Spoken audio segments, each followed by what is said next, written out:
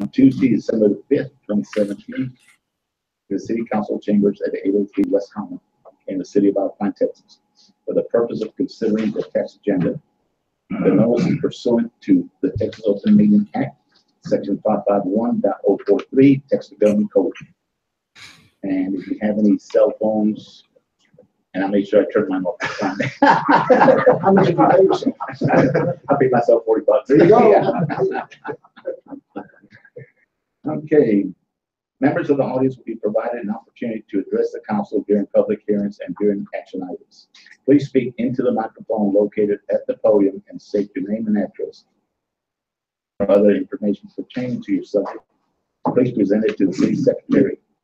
State law generally prohibits the council from discussing or taking any action on any issue not included on the agenda. But if appropriate, the council might schedule the topic for future discussion or refer the matter to staff. No personal attacks or council members or city staff will be allowed. The mayor and or city council members may call a point of order to stop personal attacks. If an individual continues to personal attack an elected official of the staff member in a meeting, they may be barred from speaking in future meetings. And I call this meeting to order. The Reverend Josh will lead us in prayer. Hello, everyone. As the mayor said, my name is Josh Stubbe, and I'm the pastor at the First United Methodist Church here in town, and I'd like to offer a prayer for us. Let's pray together. Gracious and loving God, we come to you with thanksgiving for the chill that fills the air around us and for the time that we get to gather here. We come to you on yet another Tuesday evening at 5:30 as citizens, as servants and workers of your city. And we come to you as your beloved children.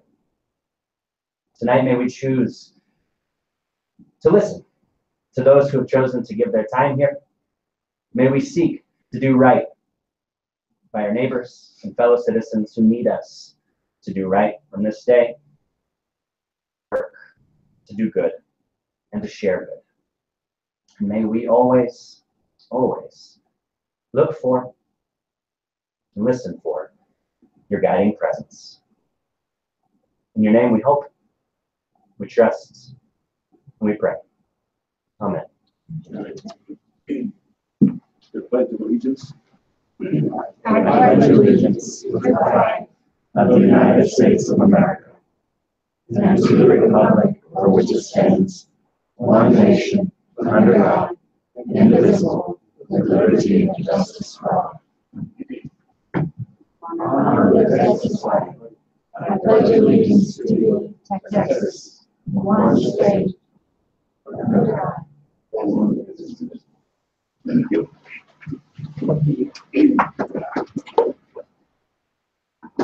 City Secretary, do we have a quorum? Mayor, we have a quorum. Councilor Curry has an excused absence, and the notice was posted at 8:30 a.m. on December 1st, 2017. Thank you very much. Before we continue with the meeting, we have the Emergency Management Coordinator here, David Lambert. The judge was supposed to be here. I guess he got detained. He was on. Okay. And also, I want to present our new city manager, Ms. Jessica Larson.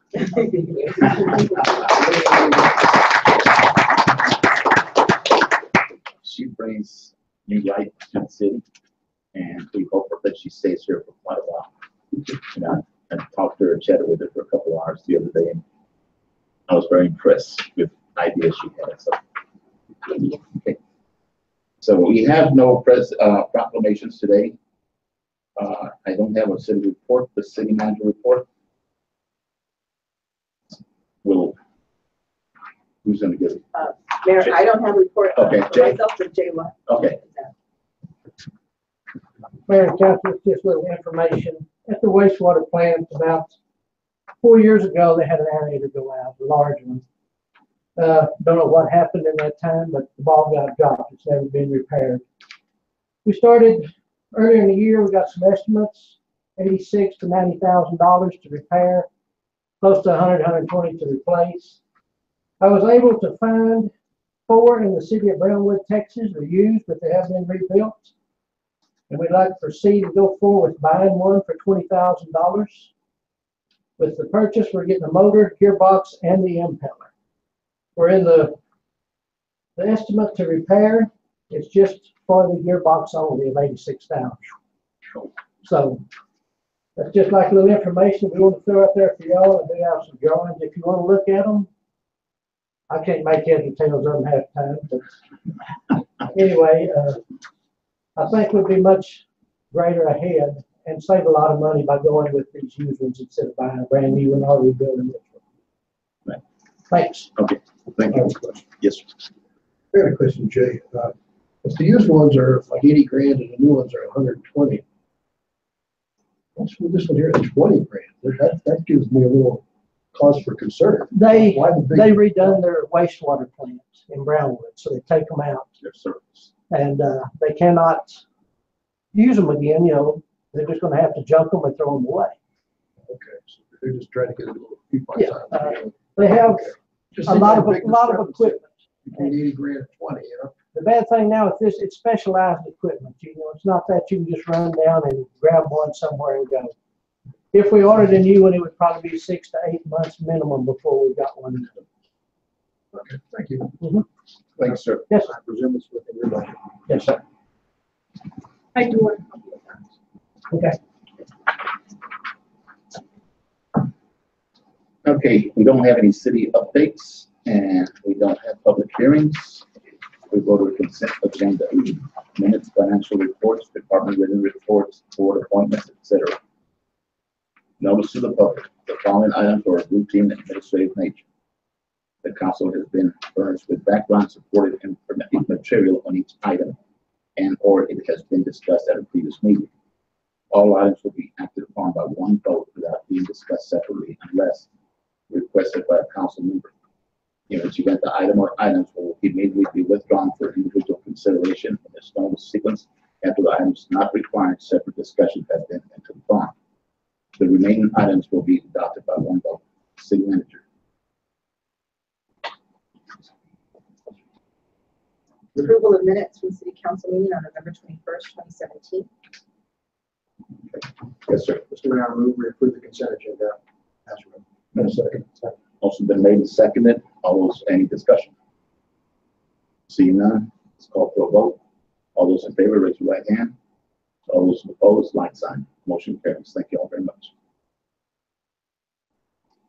And we'll move to item 7, information or discussion items. And Mr. Councilman Stevens. Thank you, Mayor.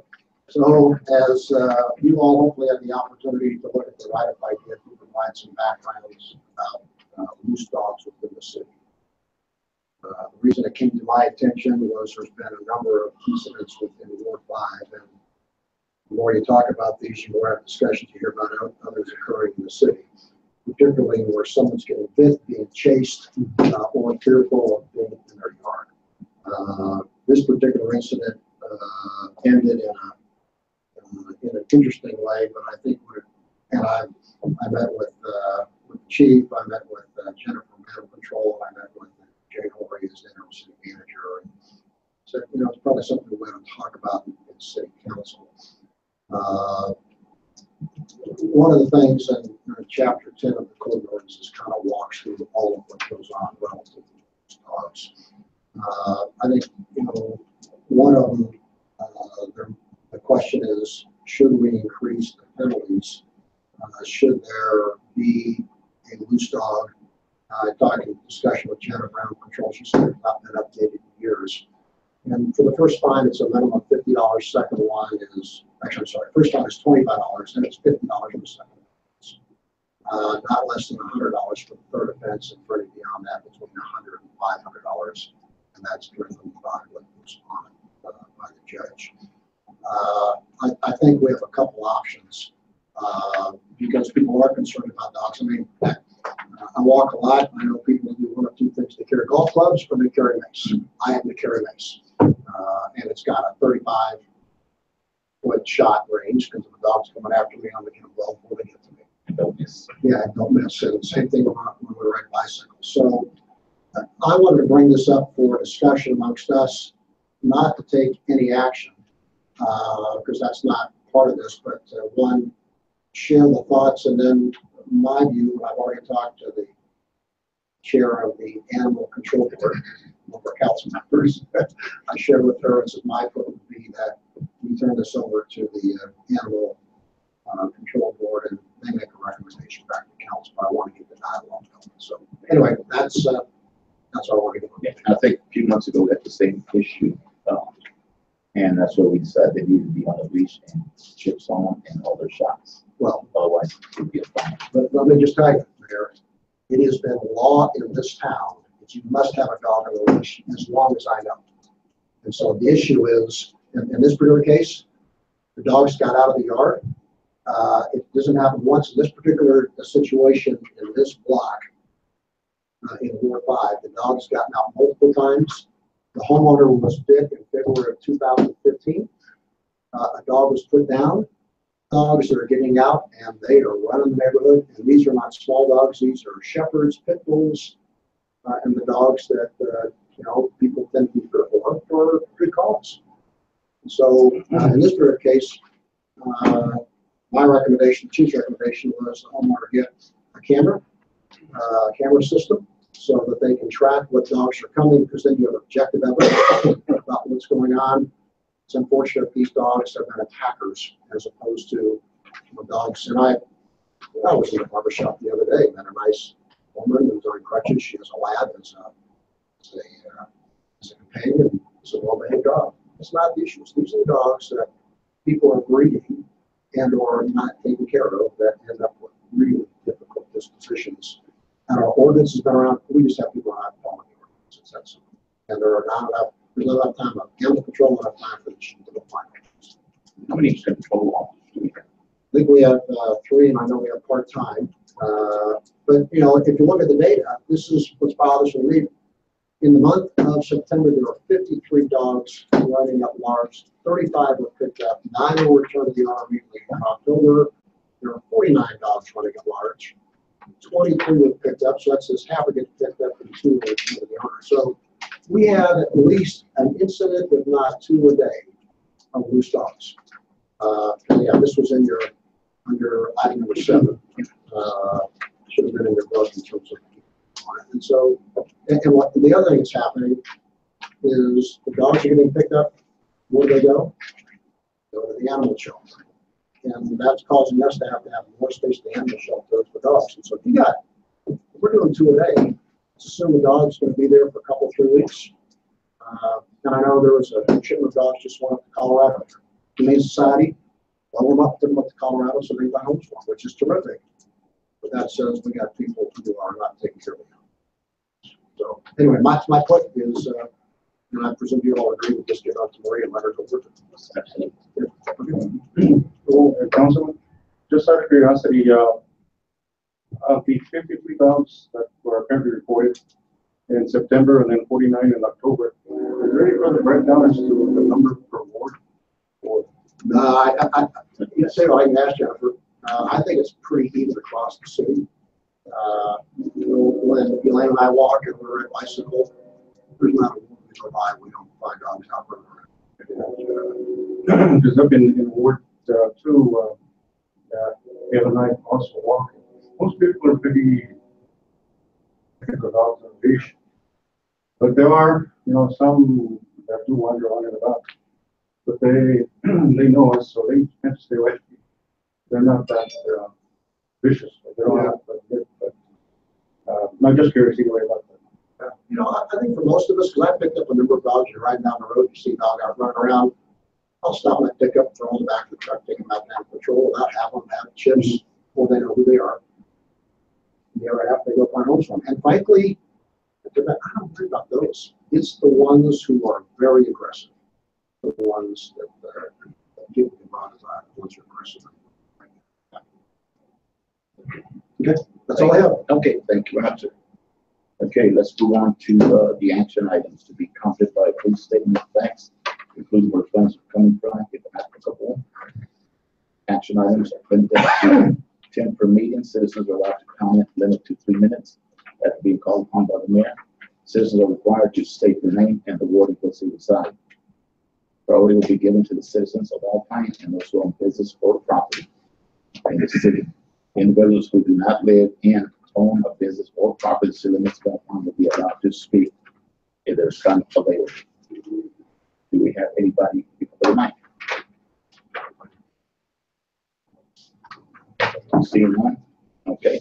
I just noticed that the judge is here. Judge Connell, please stand up. Thank you, sir. Okay. No. Okay, let's move on to item 8. And Councilman Stevens. Mr. Mayor, so last time we talked to City Council about us thinking about who to select as the chair for the Parks and Recreation Committee. I think we all know who the members are that represent us. And I would like to offer Kirsten Moody to chair the Parks and Recreation Board unless someone has another thought. She represents Ward 1. Maria's not here. I did ask Maria first to see if she had already had a discussion with Kirsten, and she said she had. So that's the motion I'd like to make. I'd like to make a motion that Kirsten Moody be the Parks and Recreations Board chair. Is there a second? Okay, motion's been made and second. Any discussion? Okay. He should not get any seconds, but we got plenty of seconds. Okay, there's no discussion. Let's go ahead and vote on the motion. All those in favor, raise your right hand. All those opposed, like sign. Motion carries. Thank you, sir. And it's item number 9, Councilman Stevens. Yeah, so one of the boards we've not heard from yet as part of the reports has been the Environmental Advisory Committee. Patricia Haverson, who has represented Ward 5, has been leading that activity, but I received a letter of resignation from her. Patricia says, hey, I'd like to do the job. I just don't have enough time. And so I'm going to resign from the board. And therefore, I have to find a vacancy for Ward 5, which I'm off working on. But I have talked to someone, again, in Ward 1, who is interested and would like to be the chair, and that's Tammy New. Now, in full disclosure, Tammy's my sister-in-law. Tammy she attended the training that we did here a few months ago about the role of chair. She's been engaged. She's done a lot of study, particularly in the area of water conservation. And so she's interested in being the chair. So I'd like to make a motion that Tammy New be the Environmental Advisory Committee chair. Okay, a second. Motion's been made and second. Any discussion? I have a vacancy in Board 2 for this particular advisory board. And I think one of the main reasons people have talked to it, maybe it's me, but I have not been able to find anything in the chapter or the charter or the ordinances regarding what the Environmental Advisory Board is, purpose, and responsibilities. The only thing I found is in the website, and it's just a list of names, and then it's a reference to a couple of hydrological studies. But what is the advisory board about? So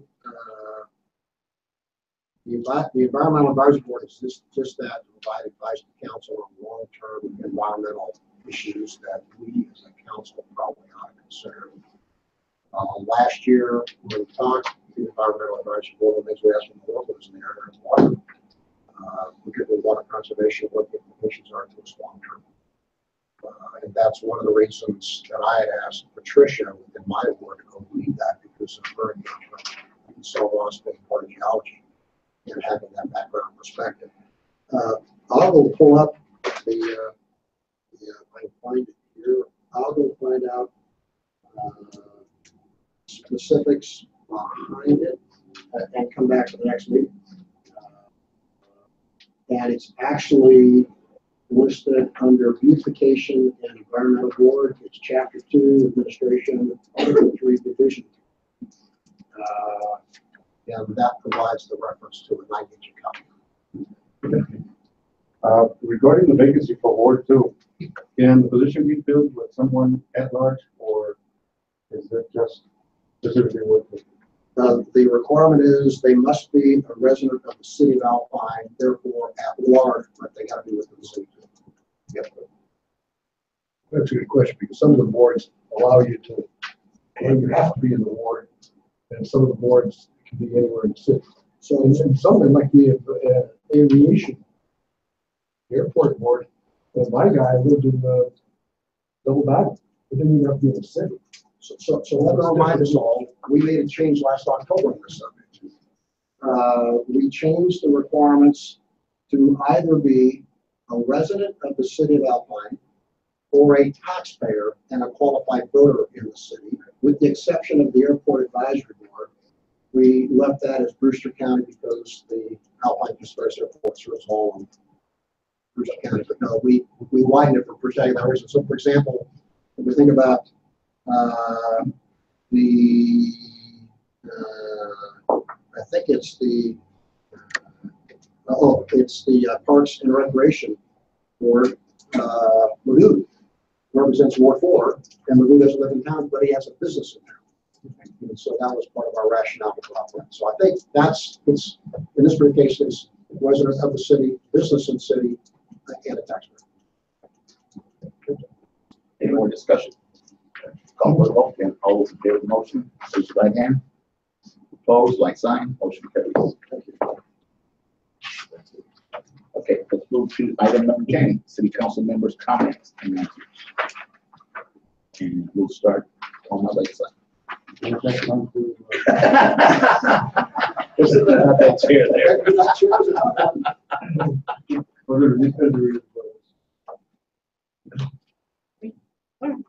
I want to thank everybody for coming. I also wanted to let y'all know that on January the 20th, we're going to have a town hall meeting for wards 2 and 4, which would be mine and would be Council Olivas. And now sending it back to you. And just to support that, it's my privilege and honor to be able to collaborate with Councilwoman Lucy Escobedo in bringing together this town hall meeting. And it'll be from 2 to 4 at Our Lady of Peace Parish Hall. And the purpose is basically to provide a venue for residents of Ward 2 and Ward 4 to come share their ideas, opinions, suggestions, concerns, and needs so that we can better represent them. Very good. I think that was overdue. Thank you. Okay, I'd like to thank the county judge for coming to the meeting and the emergency coordinator. Thank you very much for showing up. Appreciate it. And thanks everybody else for being here, and welcome to our new city manager. She's going to be just stellar, I'm sure. And, I have 2 representatives from Ward 3, and I want to mention that Miss Cheryl here walks her dogs a couple of times a day, and they are always on a leash.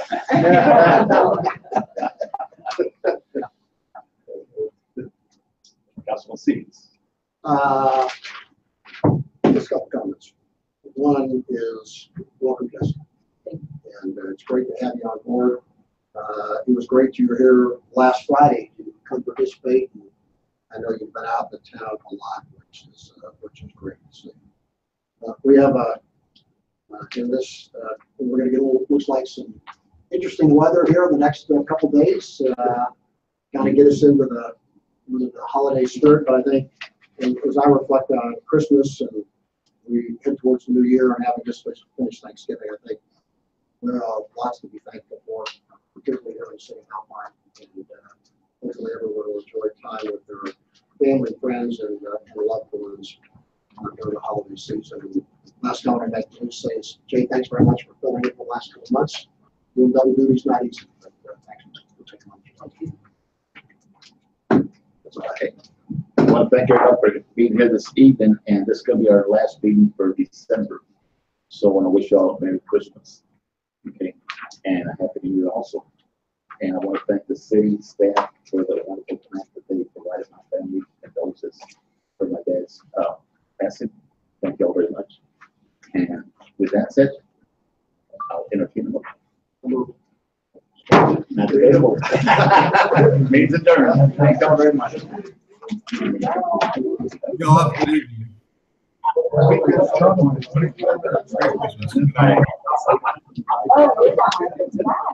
See you tomorrow.